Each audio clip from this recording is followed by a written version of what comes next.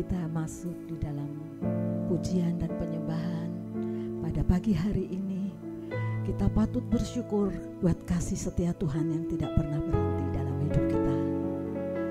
Kita mau terus mencari wajah Tuhan. Kita haus akan hadirat Tuhan. Biarlah pujian pagi hari ini yang kita persembahkan dengan segenap hati untuk kemuliaan nama Tuhan. Haleluya, haleluya, Yesus. Haleluya. Tuhan hadir di bait kudusnya saat umat mencari wajahnya, berseru, berdoa, bersujud menyembah dan menikmati kehadirannya. Tuhan mau dekat dengan umatnya yang datang dengan segenap hatinya, berseru, berdoa,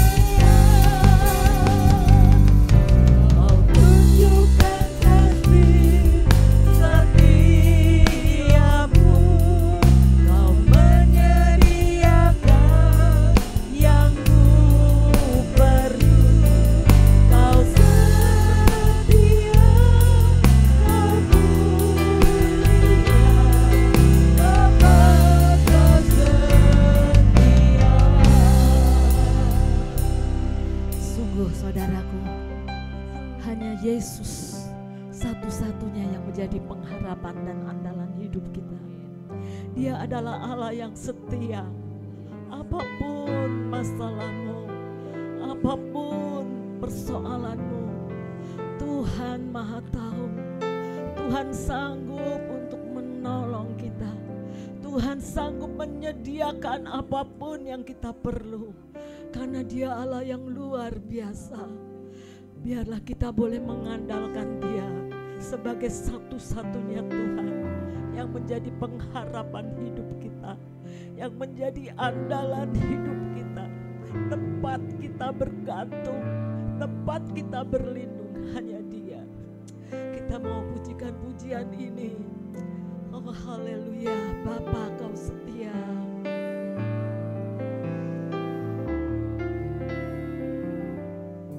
Dengan iman kita berseru,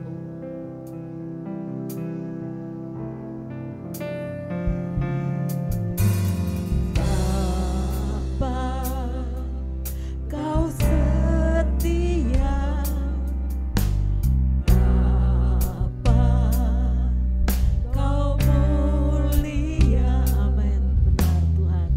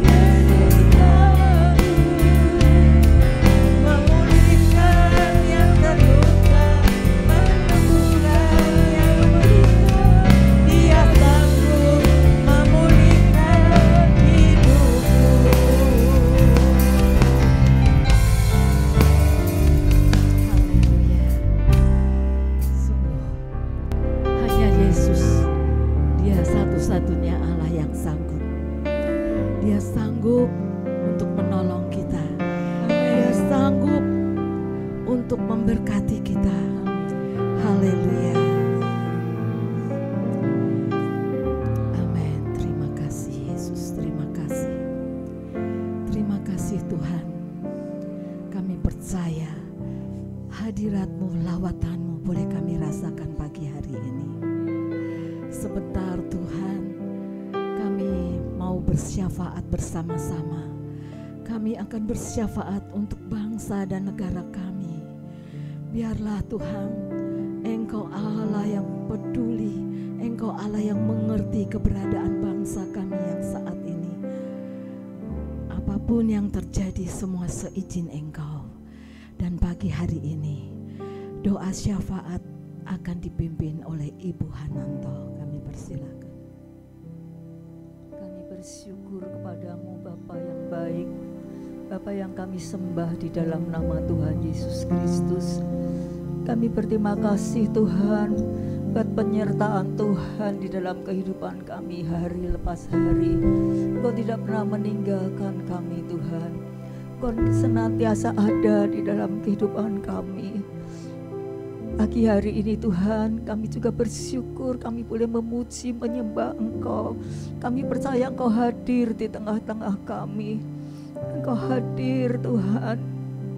Engkau menolong kami Tuhan. Apapun yang menjadi masalah-masalah kami Tuhan, Engkau ada dan Engkau siap untuk menolong kami. Pagi hari ini Tuhan, kami bersatu hati, kami berdoa bagi bangsa dan negara Indonesia Tuhan. Kami menyerahkan sepenuhnya ke dalam tangan-Mu Tuhan. Mari Tuhan, Engkau memberkati bangsa kami. Engkau Tuhan dengan kasih-Mu yang besar, dengan kasih-Mu yang tidak berkesudahan itu Tuhan, Engkau menolong Tuhan bagi bangsa kami.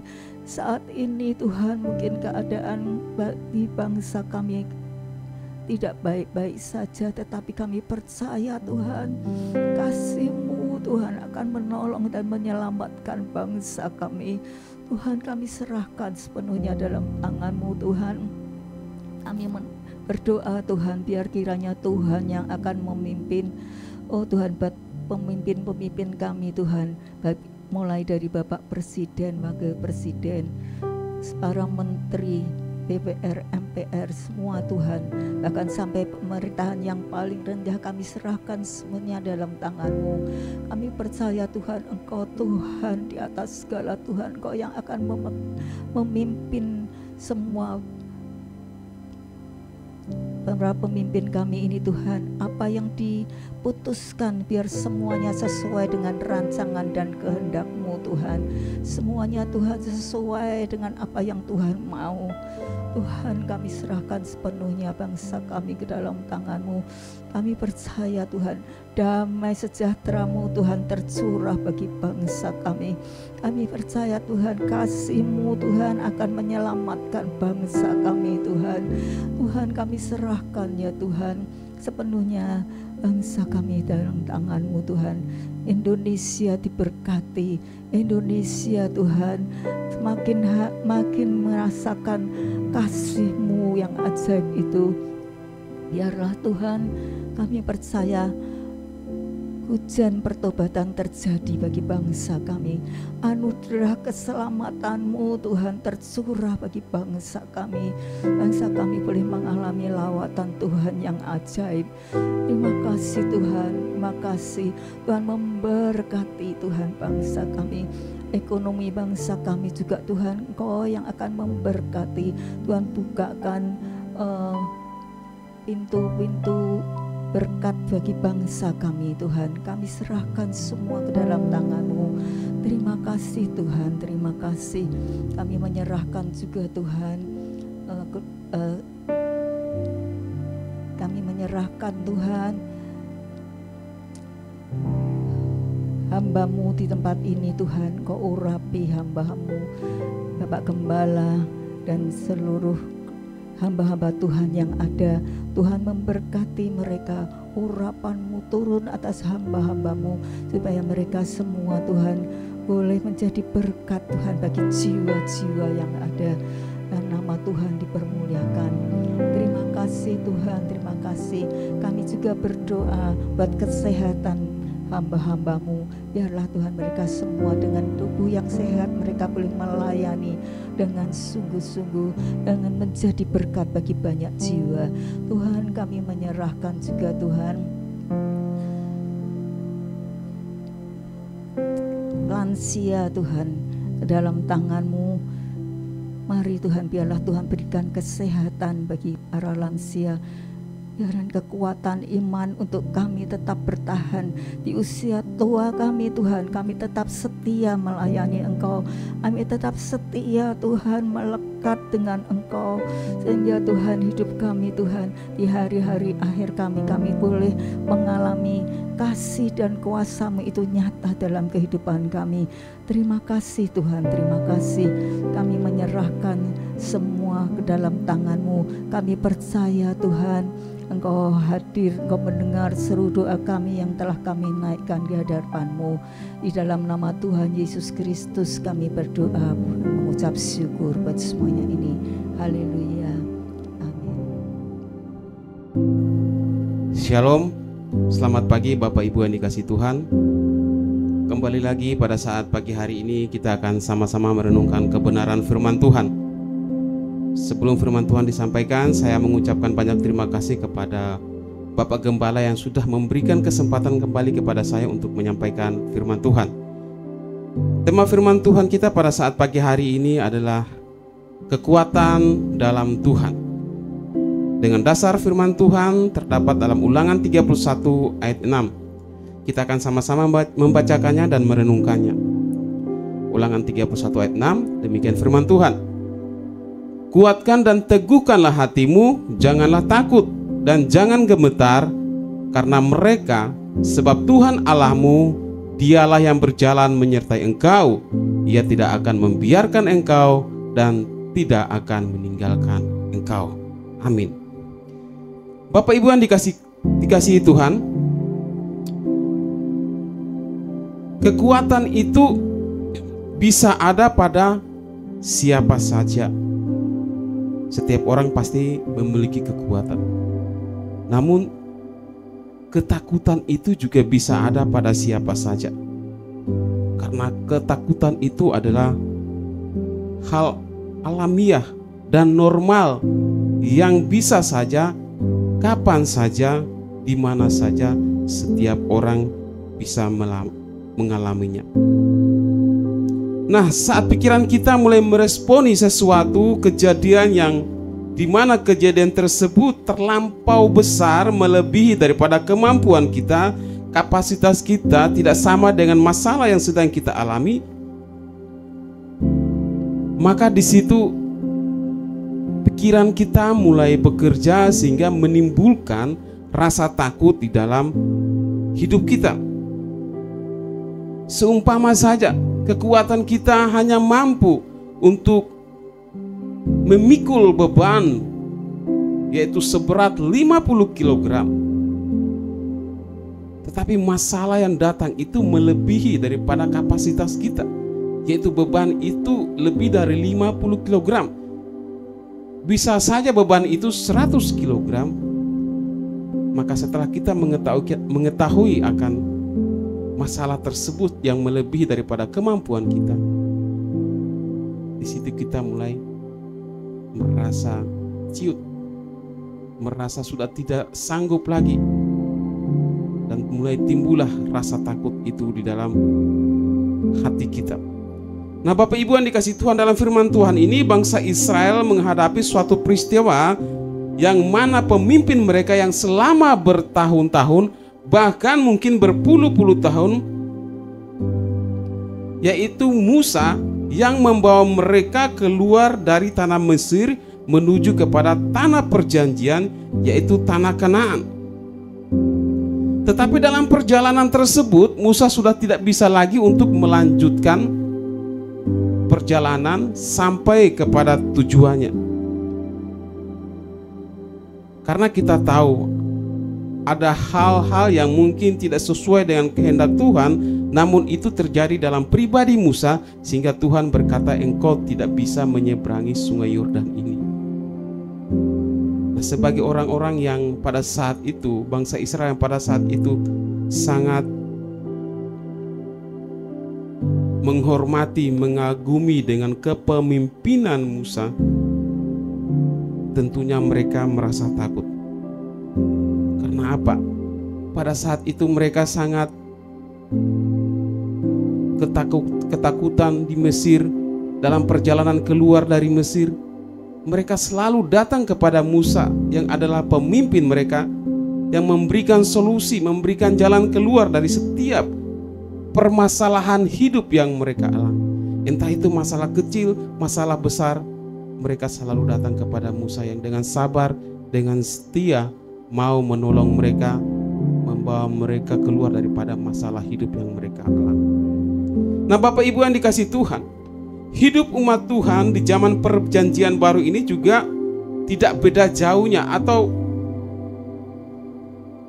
umat Tuhan zaman perjanjian lama adalah gambaran juga tentang kehidupan umat Tuhan pada zaman perjanjian baru, di mana kita sebagai umat Tuhan pada saat ini yang terbilang adalah orang-orang Israel secara rohani juga sedang berjalan keluar dari dunia ini menuju kepada surga mulia. Kalau pada zaman perjanjian lama bangsa Israel berjalan keluar dari Mesir untuk menuju ke tanah Kanaan, maka kita umat Tuhan yang sekarang ini juga sedang berjalan keluar dari dunia ini menuju kepada surga yang mulia. Nah, tentu ada banyak hal yang mungkin menjadi masalah di dalam perjalanan hidup kita. Apalagi kondisi bangsa kita yang baru saja mengalami demonstrasi besar-besaran di berbagai kota sampai pada kejadian yang menimbulkan anarkis dan lain sebagainya. Hal itu membuat kita sebagai manusia pasti merasa takut.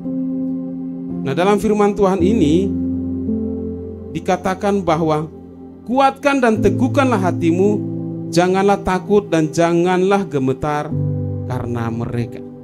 Kuatkan dan teguhkanlah hatimu. Ini adalah nasihat firman Tuhan yang sangat indah. Nah, apa tujuan Musa menasihatkan bangsa Israel untuk kuatkan dan teguhkanlah hatimu? Yang pertama, yaitu menguatkan hati. Bangsa Israel pada saat itu harus berani, tidak putus asa, dan memiliki tekad yang kuat untuk menghadapi tantangan ataupun cobaan yang akan mereka hadapi. Mereka harus menguatkan hati untuk memfokuskan perjalanan hidup mereka menuju kepada tanah Kanaan. Tentunya ada hal-hal lain yang mungkin ingin mengikat hidup mereka untuk keluar dari rencana Allah di dalam kehidupan mereka. Di sini mereka harus tetap optimis, menjalani hidup dengan penuh semangat dan sukacita menuju ke tanah Kanaan. Nah, begitu juga dengan kehidupan kita. Di tengah situasi dan kondisi yang tidak menentu, banyak terjadi ketidakbenaran yang bertujuan untuk mau menghancurkan kehidupan kita. Banyak terjadi kekacauan. Apa yang harus kita lakukan di dalam dunia yang penuh dengan ketidakbenaran ini? Kalau kita melihat keadaan di sekitar kita, banyak sekali orang-orang yang tidak benar, melakukan hal-hal yang tidak benar. Apakah kita sebagai anak Tuhan tetap berprinsip hidup di dalam kebenaran atau tidak?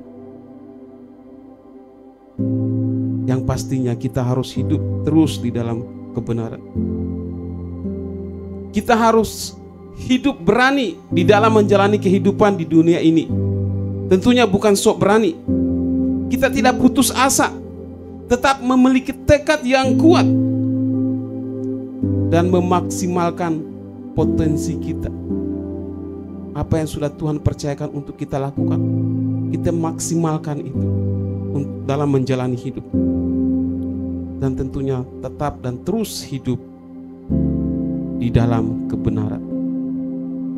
Jangan sampai kita mudah goyah di dalam menjalani kehidupan ini, karena mayoritas orang-orang di sekitar kita melakukan hal-hal yang tidak benar.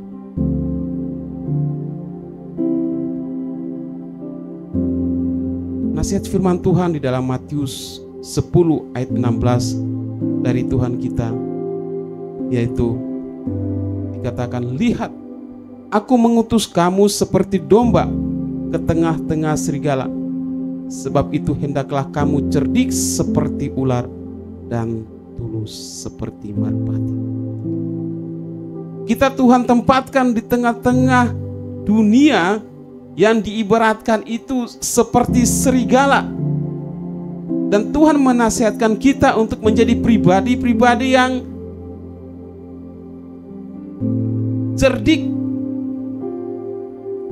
Agar apa? Agar kita jangan sampai diperlakukan dengan tidak adil. Kita jangan sampai menjadi pribadi yang dipermainkan orang. Bukan saja cerdik, namun kita diminta untuk tetap tulus. Artinya kecerdikan diri kita jangan sampai menjadi alat untuk kita membohongi, menipu, melakukan kecurangan di dalam hidup ini terhadap orang lain. Tapi kita juga harus tulus agar kita hidup ini tetap benar di hadapan Tuhan. Yang kedua adalah meneguhkan hati. Yang pertama itu menguatkan hati, yang kedua adalah meneguhkan hati. Bapak Ibu yang dikasihi Tuhan, masalah hidup yang terjadi bukan saja sasarannya menghancurkan kehidupan jasmani kita, tetapi juga kehidupan rohani kita menjadi sasaran untuk dihancurkan.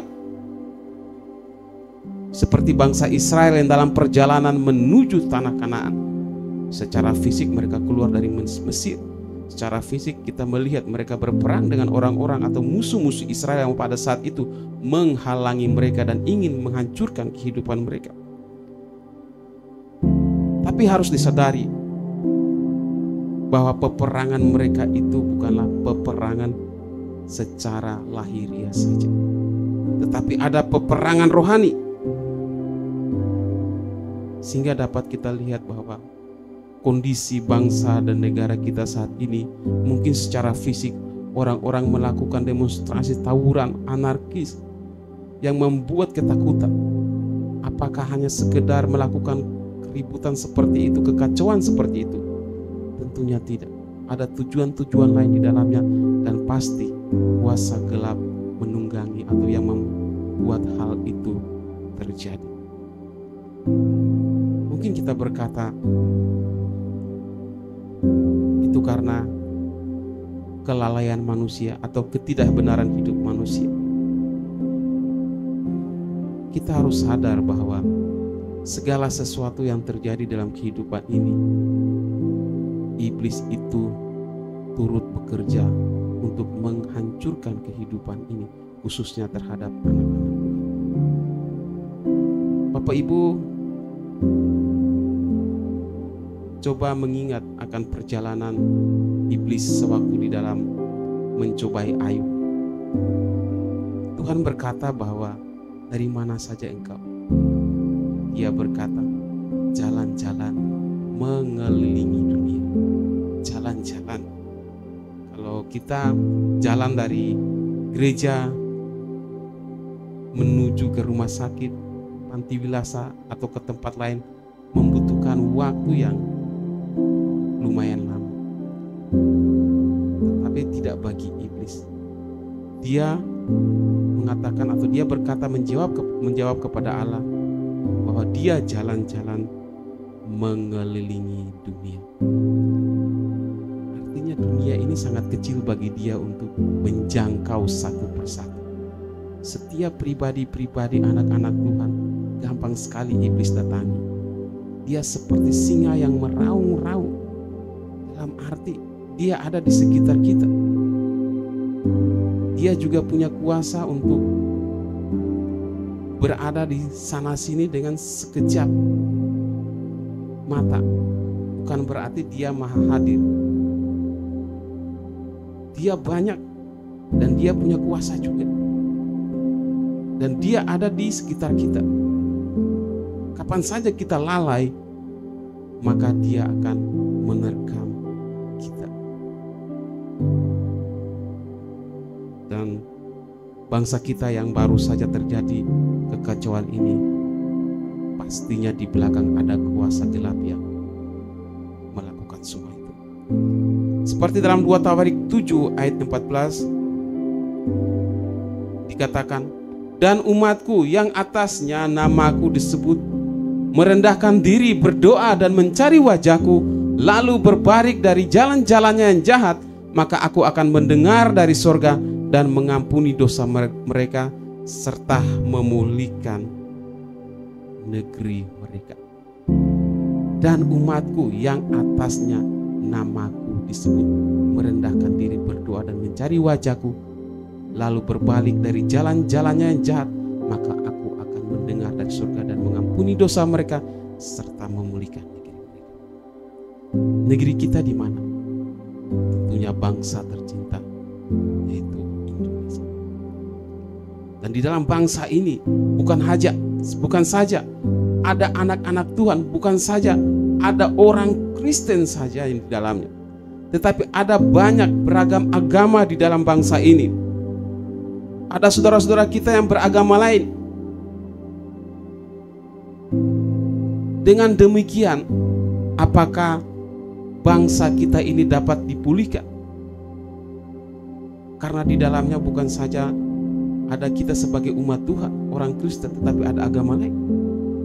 Tentu jawabannya adalah bisa. Dan pemulihan itu harus dimulai dari umat Tuhan, yaitu saya dan Bapak Ibu sekalian. Setelah kita dipulihkan, maka kita dapat memulihkan orang lain. Setelah kita dipulihkan, baru Tuhan bisa memakai kita untuk memulihkan orang lain. Di mana Tuhan tempatkan kita, kita dapat memancarkan cahaya Kristus itu bagi orang lain. Jadi kalau kejadian di bangsa ini, mungkin kita tidak mengalaminya, tetapi itu semua adalah tanggung jawab kita. Tanggung jawab kepada Tuhan. Yaitu bagaimana tanggung jawab kita kepada Tuhan? Yaitu kita berdoa kepada Tuhan, merendahkan diri, mencari wajah Tuhan, dan hidup kita jangan lagi melakukan hal-hal yang tidak benar. Dan di saat kita berdoa, pasti Tuhan kita mendengar doa-doa kita. Jadi umat Tuhan harus suka dan kuat untuk berdoa. Tidak sebaliknya ya, jangan suka atau kuat untuk melakukan dosa. Yang ketiga adalah tidak takut dan gemetar. Bapak Ibu yang dikasihi Tuhan, kembali lagi bahwa rasa takut pada setiap pribadi manusia itu adalah suatu kenormalan. Karena apa? Karena manusia bukanlah makhluk ciptaan Tuhan yang sempurna, sehingga tidak ada celah pada setiap individu yang ada. Yang sempurna hanyalah pada Tuhan kita. Saya memberikan contoh. Seorang olahragawan, mungkin dia pandai sekali, dia kuat sekali, dia licik, pintar dan lain sebagainya. Tetapi kepandaian, kelicikan, kekuatannya itu tidak akan terus bertahan. Pada saatnya dia akan dikalahkan dan posisinya digantikan oleh orang lain. Bapak Ibu yang suka sepak bola mengerti siapa orangnya. Maradona. Maradona ada. Zaman sekarang ada Cristiano Ronaldo, Lionel Messi. Orang-orang yang pandai, orang-orang yang pintar dalam mengelola bola, dalam mengolah bola. Tapi suatu saat mereka akan selesai juga karena dimakan usia. Jadi apa yang kita miliki itu tidak akan bertahan lama. Tidak ada yang mampu menolong kita untuk mengatasi ketakutan di dalam diri kita. Mau itu kita memiliki kekayaan finansial yang sangat banyak, tetaplah tidak bisa. Ya, saya teringat film yang sangat mendunia, Titanic ya. Yang mana orang-orang yang melakukan pelayaran dengan kapal tersebut adalah orang-orang berada. Mereka sangat senang, antusias, sukacita, seolah-olah hidup yang mereka jalani itu sudah tidak ada lagi masalah yang akan mereka hadapi, walaupun nantinya mereka berada di lautan lepas, di samudra. Namun dalam perjalanannya kapal itu harus mengalami masalah yang mana kapal tersebut menabrak gunung es. Suatu kejadian yang sangat menarik adalah ada orang kaya. Dia memiliki banyak harta dan dia ingin menyuap ABK untuk mendapatkan sekoci agar dia bisa masuk dalam sekoci. Dengan cara apa? Dia menyuap dengan memberikan uang yang jumlahnya sangat banyak. Tetapi uangnya tersebut tidak mampu menolongnya. ABK itu berkata, pergilah bersama uang. Untuk apa memiliki harta yang banyak tapi kehilangan nyawa?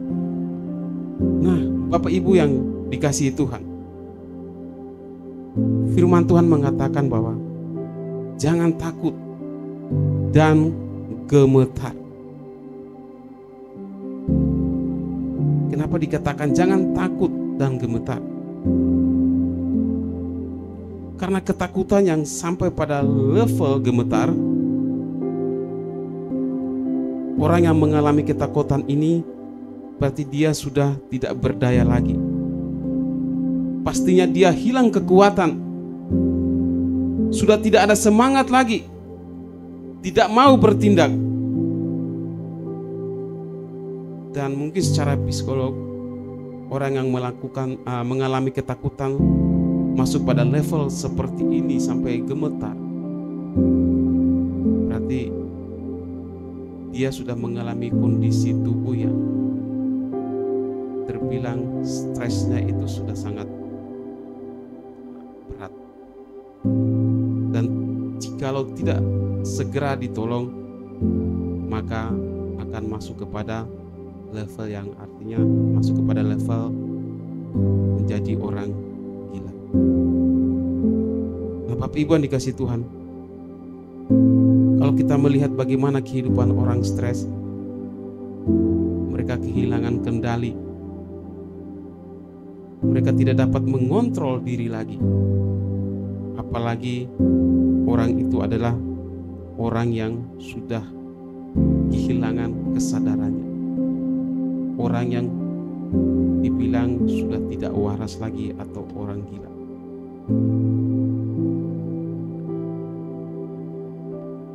Apa yang dilakukannya itu sudah tidak lagi normal. Dia sudah tidak memikirkan lagi. Dia berjalan tanpa tujuan. Hidup dan mati sudah tidak dipikirkan lagi. Nah, bagaimana dengan kita umat Tuhan?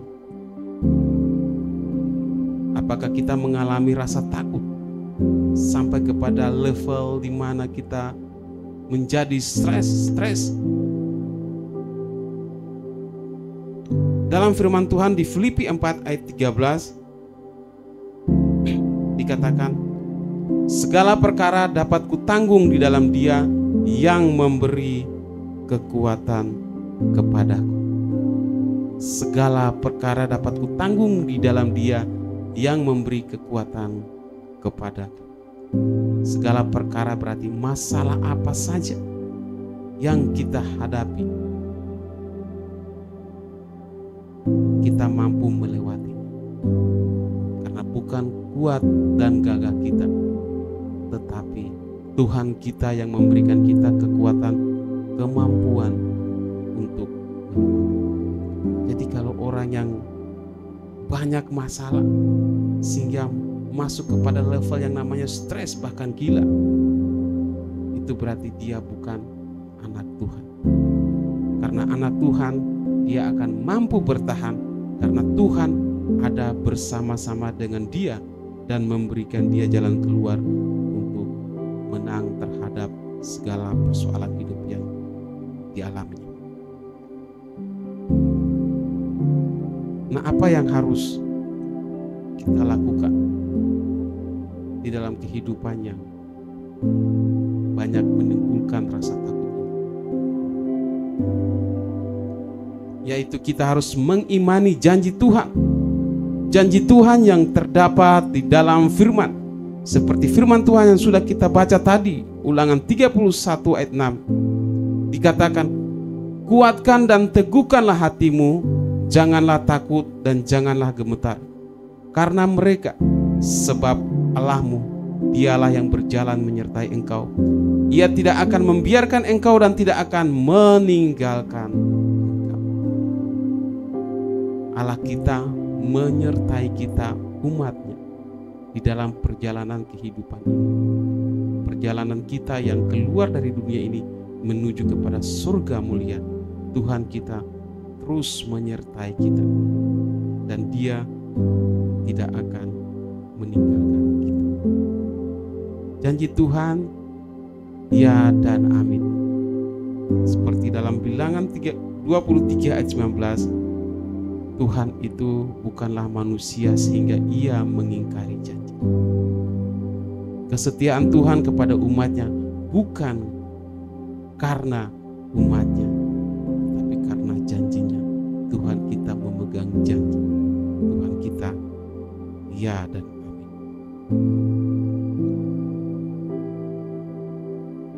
Puji akan nama Tuhan. Demikian firman Tuhan, kiranya dapat menjadi berkat bagi kita. Kita akan naikkan pujian ini.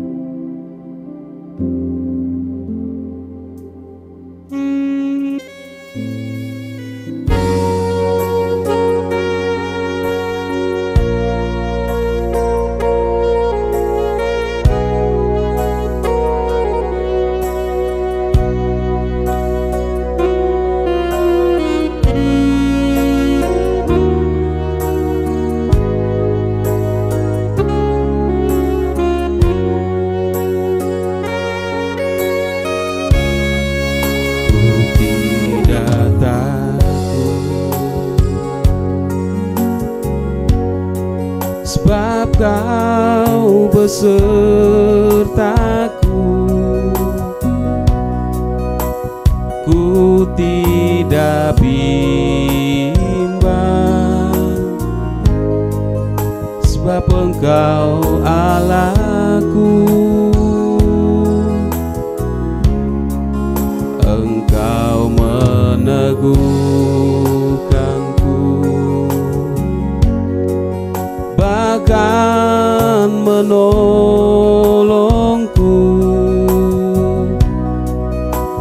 Kau batu karangku, Yesus Tuhan.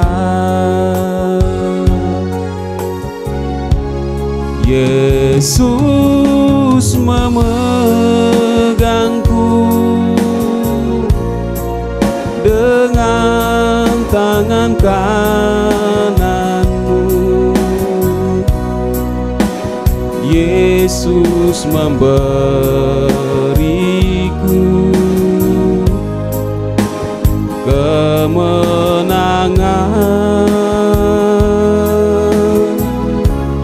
Yesus memegangku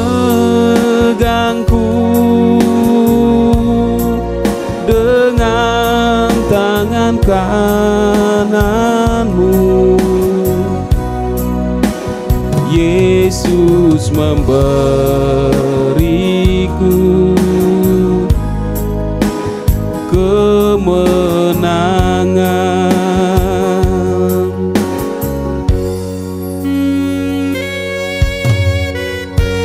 Imani firman-Nya, imani janji-janji yang diberikan kepada kita.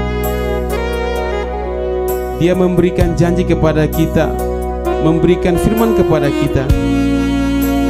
Dia juga yang turut bekerja di dalam kehidupan kita dan membawa kita kepada tujuan akhir, yaitu rencana dan rancangan yang indah di dalam kehidupan kita. Dataku, sebab Kau besertaku,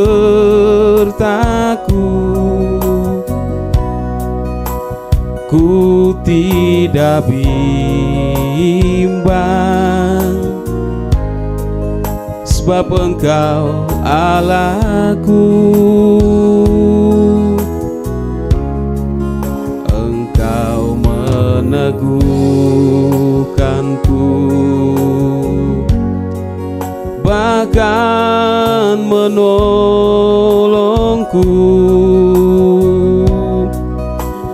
Kau batu karangku, Yesus Tuhan. Segenap hati naikkan pujian ini. Yesus memegangku, Yesus memegangku dengan tangan kananmu. Yesus memberiku kemenangan. Yesus memegangku dengan tangan kananmu. Yesus memberiku kemenangan. Haleluya, kami datang kepadamu Tuhan.